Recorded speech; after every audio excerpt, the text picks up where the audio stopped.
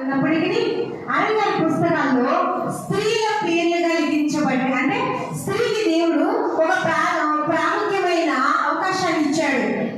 మనం అనుకుంటాము స్త్రీలే కదా, వీళ్ళు ఏం చేస్తారు, స్త్రీలే కదా, వీళ్ళు తెలివి లేని వాళ్ళు, లేకపోతే జ్ఞానం లేని వాళ్ళు, లేకపోతే ఒక మూల కూర్చోవాలి అని కొంతమంది మాట్లాడతారు. కానీ దేవుని యొక్క ఉద్దేశము అది కాదు, దేవుని యొక్క చిత్తము అది కాదు. కనుకనే దేవుడు ఈ పరిశుద్ధ గ్రంథంలో, బైబిల్ గ్రంథంలో 2 అధ్యాయాలు స్త్రీల పేర్లు లిఖించబడి. ఏమేమో చెప్పగలరా ఎవరైనా?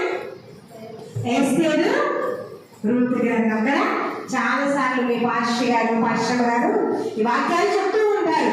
సరే, బైబిల్ గ్రంథంలో చూసినట్లయితే, సామెతల గ్రంథంలోకి వచ్చినట్లయితే, సామెతల గ్రంథము చదవబడిన వాక్యంలో చూసినట్లయితే, జ్ఞానవంతురాలు తన ఇల్లు కట్టును. జ్ఞానము ఇది ఎక్కడి నుండి వస్తుంది అని మనం ఆలోచన చేసినట్లయితే యెహోవా యందు భయభక్తులు కలిగి ఉండుట జ్ఞానమునకు మూలము. జ్ఞానం ఎక్కడ వస్తుందంట? దేవుని యందు భయము ప్లస్ భక్తి, ఈ 2 ఉంటే ఏమొస్తుంది? జ్ఞానం వస్తుంది. మీలో ఎవరికైనా జ్ఞానము కొద్దిగా ఉన్నాయా? వారు ఎవరిని అడగాలి? ప్రభువుని అడగాలని వాక్యం సవరిస్తుంది. మనం ఏం చేస్తామంటే మన పిల్లల్ని పట్టుకుని, ఒరే వీడి జ్ఞానం లేదు, వీడికి తెలివి లేదని చెప్పేసి మనమే తల్లిదండ్రులుగా వారి విషయంలో మాట్లాడుతూ ఉంటాము. కానీ దేవుని యొక్క వాక్యాన్ని కానీ సరైనది కాదు. ఈ మధ్యాహ్న సమయంలో వాక్యము వింటున్న మనకి ఎక్కడ నుండి జ్ఞానం వస్తుందంటే, దేవుని ఎడల భయము భక్తి కలిగి జీవించడం ద్వారా.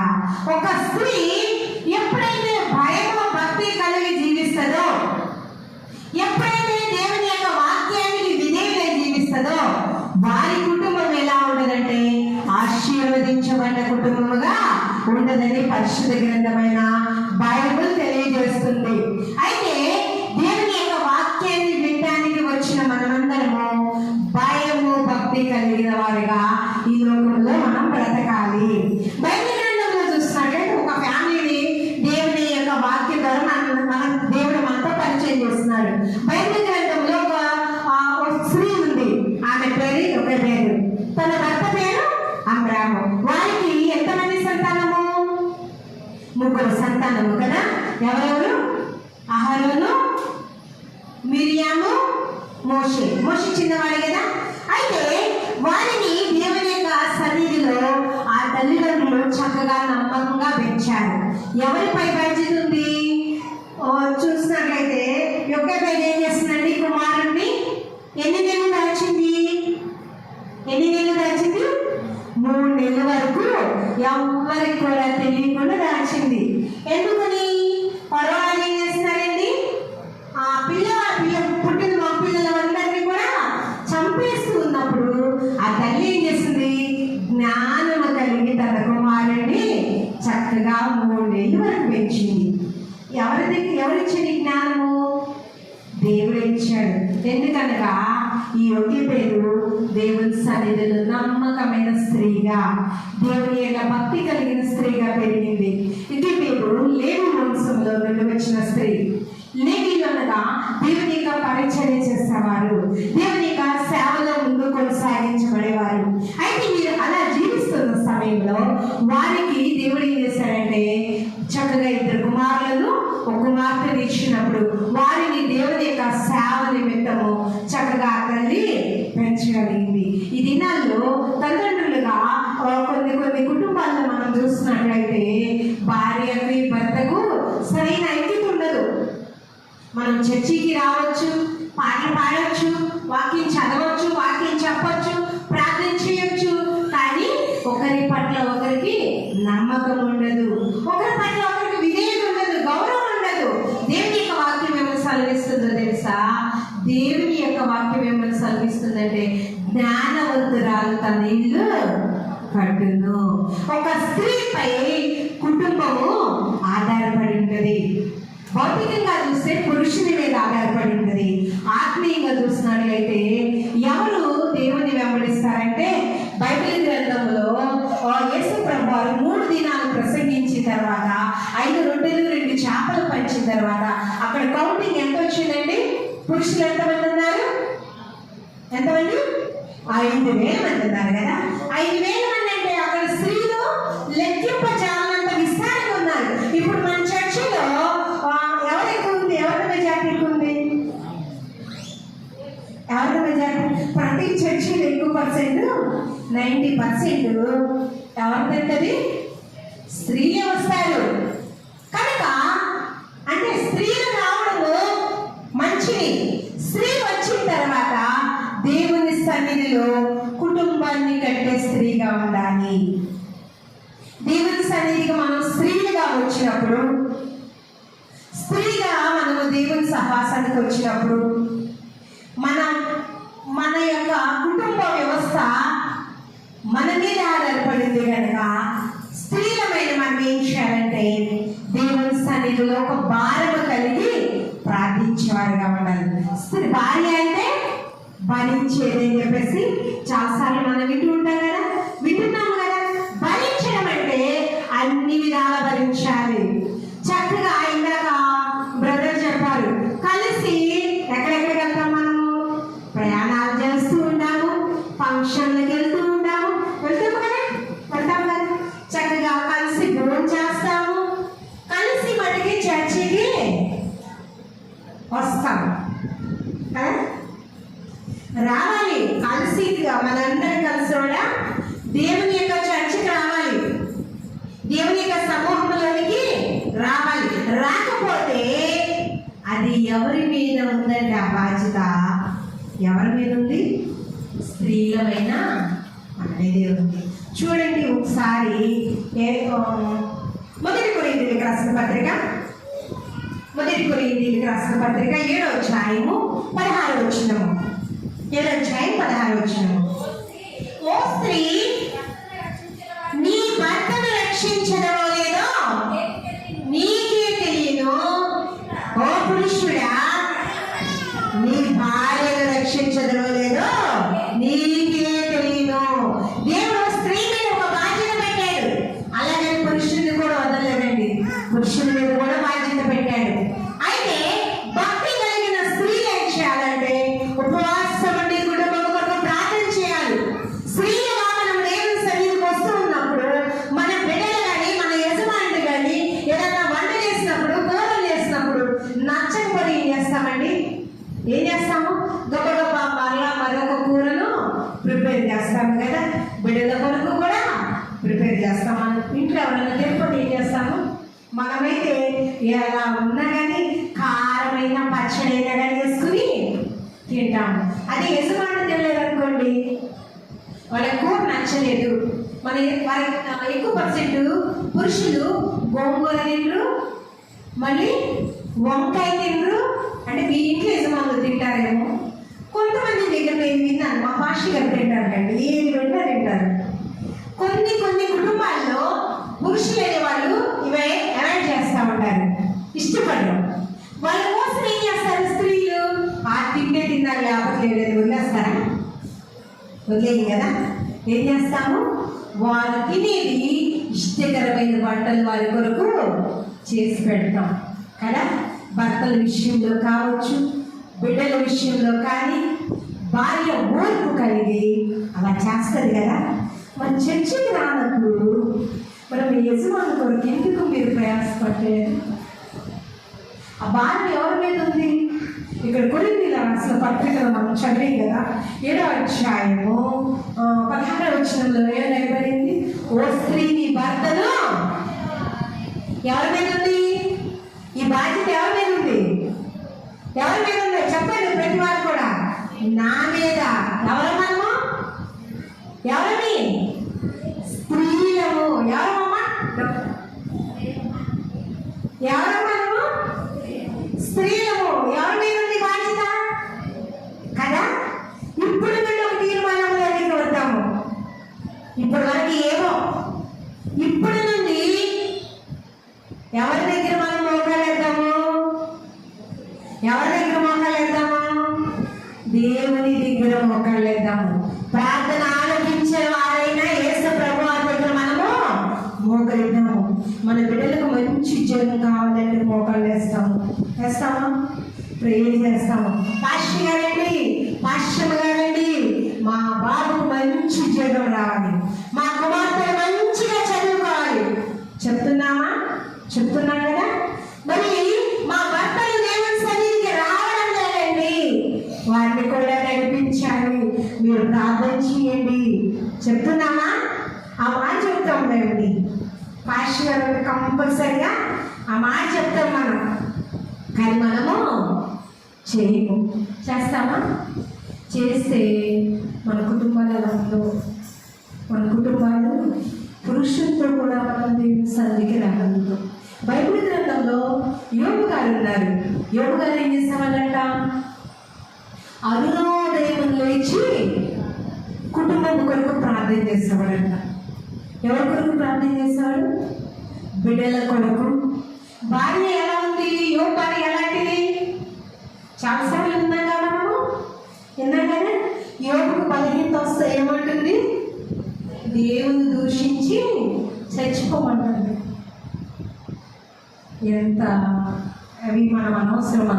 ఎందుకంటే కొన్ని మనం మాట్లాడుకోకూడదు.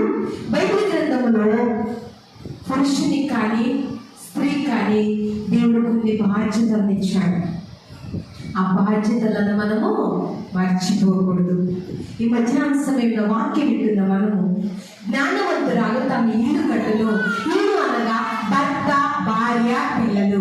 ఈ కుటుంబాన్ని మనం ఇరుగు పొరుగు అవసరం లేదు. మన కుటుంబం రక్షింపబడిన తర్వాత మనం ఎదుటి వారి కొరకు మనము ప్రార్థన చేయొచ్చు. చేస్తాం, మంచిదే. వాళ్ళని దీవించు ప్రభా, వీళ్ళని దీవించు, వీళ్ళని కాపాడు, వారి రక్షణ దయచేయండి అని ఇరుగు పొరుగు వారి కొరకు ప్రార్థన చేయటం మంచిదే. కానీ మొదట ఎవరి కొరకు ప్రార్థన చేయాలి? మన కుటుంబం కొరకు ప్రార్థన చేయాలి. ఆ ప్రార్థన చేసిన బాధ్యత ఎవరి మీద ఉంది? మన మీదే ఉంది. మనం సైలెంట్గా ఉన్నాం అనుకోండి, మన కుటుంబంలో ఉన్న వాళ్ళు కూడా ఎప్పటికి కూడా దేవుని సన్నిధికి రారు.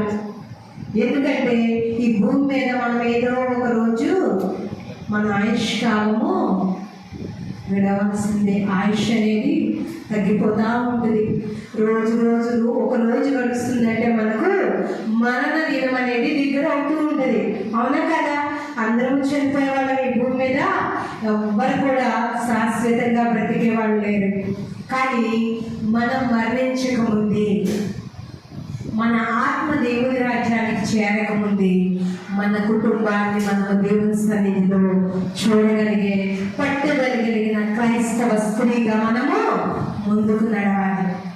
ఎప్పుడైతే అలాంటి తీర్మానము కలిగి ఉంటామో, ఎప్పుడైతే అలాంటి ఆలోచన కలిగి మనము మన అనుదిన జీవితంలో మనం ముందుకు వెళ్తామో, అప్పుడు దేవుడు ఏం చేస్తాడంటే మన కుటుంబంలో కార్యాలు చేయడం మొదలు పెడతాడు. ఎప్పుడైతే మనం ఉపవాసం ఉంటామో, ఓ ప్రభా నా కుటుంబాన్ని మార్చని ప్రార్థన చేయడమే కాకుండా వారానికి ఒక్కరోజు మీరందరూ ఉపవాసం ఉంటారు కదా. ఉపవాసం ఉండకుండా ఎవరు ఉంటున్నారు కదా. కానీ మంచిది.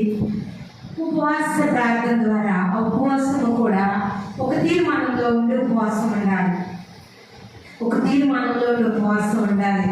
ఎలాంటి తీర్మానం అంటే, ప్రభా నా కుటుంబంలో నా బిడ్డలు దేవుని సన్నిధికి రావడం లేదు, లేకపోతే నా యజమానుడు దేవుని సన్నిధికి రావడం లేదు, లేకపోతే నా భార్య దేవుని సన్నిధికి రావడం లేదని ఒక ప్రత్యేకమైన తీర్మానంలో ఉండి మనం ప్రార్థించాలి.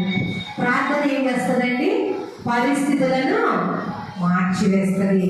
మీరు ఎప్పుడైతే ఉపవాసములు ప్రార్థన చేస్తావో, నువ్వు ఎప్పుడైతే కన్నీరు విడుస్తావో, దేవుడు ఏం చేస్తాడంటే ఆకాశం నుండి నీ ప్రార్థన వింటమే కాకుండా ఆయన నరులందరినీ కూడా చూస్తున్నట్లుగా ఉపవాసములు ప్రార్థన చేస్తున్న నిన్ను కూడా దేవుడు చూడటమే కాకుండా నీ కుటుంబంలో క్రియ చేయడం ప్రారంభిస్తాడు. అంటే క్రియ అనగా పని చేయడం ప్రారంభిస్తాడు. దేవుడు పని చేయడం ప్రారంభిస్తే ఏ మనుషుడైనా అడ్డగించగలరా? చివరిగా సాతాను కూడా అడ్డగించలేడు. దేవుడు మన కుటుంబంలో దేవుడు ఒక స్త్రీని నిన్ను మనందరినీ ఎందుకు రక్షించుకున్నాడంటే మన కుటుంబాన్నైనా దేవుని సన్నిధికి నడిపించగలమేమో అన్న ఆశ భారాన్ని దేవుడు మన మీద ఉంచాడు. దేవుడు ఒక్కొక్క ప్రణాళిక కలిగి మనిషిని కలుగు చేస్తాడు. అనగా దేవుడు ఇప్పుడు మనల్ని ఏ యొక్క ప్రణాళిక కలిగి దేవుడు నిర్మించుకున్నాడో తెలియదు. దేవుని యొక్క ఆలోచన ఏంటో మనకు తెలియదు. కానీ దేవుడు మనకు రక్షణ ఇచ్చాడు. ఆ రక్షణ ఏం చేయాలంటే మనతో అర్థమైపోకూడదు, అంటే మనతోనే అది నాశనం అయిపోకూడదు, ఆగిపోకూడదు. మనతో పాటు మన కుటుంబాన్ని కూడా రగిలించే స్థితిలోనికి రావాలి. ఎప్పుడైతే ఈ కుటుంబం కొరకు మొదటిగా విజ్ఞాపన చేస్తుందో వారిని దేవుడు ఏం చేస్తున్నాడంటే జ్ఞానవంతురాలు తన ఇల్లు కట్టును. జ్ఞానం కలిగి ఏం చేస్తుందంటే తన కుటుంబాన్ని కట్టుకుంటుంది. తర్వాత చూస్తున్నట్లయితే చూడండి, ఇర్మియా గ్రంథంలోకి రండి. ఇర్మియా గ్రంథము 9వ అధ్యాయము, ఇర్మియా గ్రంథము 9వ అధ్యాయము 17వ వచనము. సైన్యముల అధిపతి యెహోవా ఇలాగూ సెలవిచ్చుచున్నాడు, ఆలోచించుడి, రోదనము చేయి స్త్రీలను కనుగొనుడి, వారిని పిలువనంపుడి. చాలమ్మా, ఇక్కడ చూసినట్లయితే ఎవరిని కనుగోవాలంటుంది? ఇక్కడ సైన్యముల అధిపతి యెహోవా ఏమని సెలవిస్తున్నాడంటే ఆలోచించుడి, రోదనము చేయు స్త్రీలను కనుగొనుడి. రోదనం అంటే ఏమిటి? దేవుని సన్నిధిలో కన్నీరు కారడము, దేవుని సన్నిధిలో విజ్ఞాపన చేయడము, దేవుని సన్నిధిలో వచ్చి మౌనంగా కూర్చోకుండా భారము కలిగి ఉండాలి, ఆత్మల పట్ల భారం కలిగి ఉండాలి, కన్నీరు ఇచ్చే స్త్రీగా ఉండాలి. దేవుడు ప్రతి వానికి కూడా రక్షణ మారు మనసు కలుగు చేసిన తర్వాత మన హృదయాన్ని మనం కఠినము చేసుకోకుండా ఉన్నట్లయితే దేవుడు ఏం చేస్తాడంటే కన్నీటి అనుభవాన్ని ఇస్తాడు. నిజమే కదా? మనం అంతిమం ఏం చేస్తామండి? ఏం చేస్తాము? కన్నీరు విడిచి చేస్తాం కదా? చేస్తున్నామా? కన్నీరు అనుభవం రాకుండా అందా? ఎప్పుడైతే మనం దేవుని సన్నిధిలో దేవునికి అవిధేయులుగా ఉంటామో, దేవుని దృష్టికి ఏదైనా చెడ్డని కనిపించినప్పుడు మన హృదయం కఠినం అయిపోయిన తర్వాత మన కన్నీరు రాదు, మన కళ్ళ నుండి కన్నీరు రాదు. దేవుని సన్నిధిలో మనం సరైనదాకా పశ్చాత్తాపడి పాప క్షమాపణ కలిగి జీవించే వరకు మన కన్నీరు ప్రార్థన రాదు. దేవుని యొక్క వాక్యం ఏమని సరిస్తుందంటే ఇక్కడ చూసినట్లయితే రోదనము చేయు స్త్రీలను కనుగొనండి. దేవుని సన్నిధిలో కన్నీరు విడవగలుగుతున్నామా? కన్నీరు ప్రార్థన ఉందా మనకు? ఆత్మల పట్ల భారం ఉన్నదా? ఆత్మల పట్ల మనము కన్నీరు విడుస్తున్నామా? దేవుని సన్నిధిలో విజ్ఞాపన చేస్తున్నామా? దేవుని యొక్క వాక్యం ఏమని సెలవిస్తుందంటే జ్ఞానము కలిగిన స్త్రీ ఎలా ఉండదంటే రోదనము చేసే స్త్రీగా ఉండదు, రోదనము అనగా కన్నీరు విడిచే స్త్రీగా ఉండదు. దేవుని సన్నిధిలో మనము ఏం చేయాలంటే మొదటగా కన్నీరు విడిచే కన్నీరు ప్రార్థన మనకు ఉండాలి, కన్నీటి అనుభవం ఉండాలి. దేవుని సన్నిధిలో ఇప్పటి వరకు మనము కన్నీరు కార్చుకున్నట్లయితే, ఒకవేళ మన హృదయము ఏదో ఒక విధమైన ఆశల చేత హృదయ కాఠిన్యము మనకు లోపడినట్లయితే ఇప్పుడైనా దేవుని సన్నిధిలో ఉపవాసముని మనం ఏం చేయాలంటే కన్నీరు విడాలి. కన్నీటి ప్రార్థన ఏం చేస్తుందంటే కనికరము పుట్టిస్తుంది. ఫర్ ఎగ్జాంపుల్, మన బిడ్డలు ఉన్నారు. మన బిడ్డలు ఏదైనా తల్లిదండ్రులు అడిగినప్పుడు మన తల్లిదండ్రులుగా మనం ఏం చేస్తాము? వద్దు కాదు అని చెప్పేసి చెప్తాము. వారు ఎప్పుడైతే ఏడుస్తా వచ్చి మన దగ్గరకు వచ్చేసి మనల్ని మమ్మీ అది కావాలి అని అడిగితే మనం ఏం చేస్తామండి? కన్నీరు పిలుస్తుంటే ఏం చేస్తాం? మనము చూస్తా నవ్వుతూ ఉంటామా? నవ్వుతూ ఉంటాం కదా, ఉంటామా? మా పాప ఉందండి, ఏదైనా కొంచెం సీరియస్ అయింది అనుకోండి, వెంటనే ఏం చేస్తుందండి? 2% వాకింగ్ చెప్పేస్తుంది. ఏదో ఒక వాకింగ్ చెప్పు, మమ్మీ ఇదిగో వాకింగ్ చెప్పు, నీకు గిఫ్ట్ ఇస్తానని చెప్పేసి ఏదో ఒకటి పక్కన ఏదున్నా తీసుకుని గొప్ప నాకు అందిస్తుంది. మమ్మీ వాకింగ్ చెప్పు అని నాకు గిఫ్ట్, అంటే పక్కన బుక్ ఉంటుంది, కర్చీఫ్ ఉంటుంది, ఏదైనా తీసుకొచ్చి అందిస్తూ ఉన్నది. మనం ఏం చేయాలంటే బిడ్డల విషయంలో కన్నీరు వారి కన్నీరు మనము చూడలేము కదా? అవునా కదా? దేవుడు మన కన్నీరు చూస్తాడా? మనం ఏడుస్తూ ఉంటే ప్రభువారు నవ్వుతూ ఉంటారా కదా? నవ్వరు. ఆయన కూడా మన ఎట్లా జాలి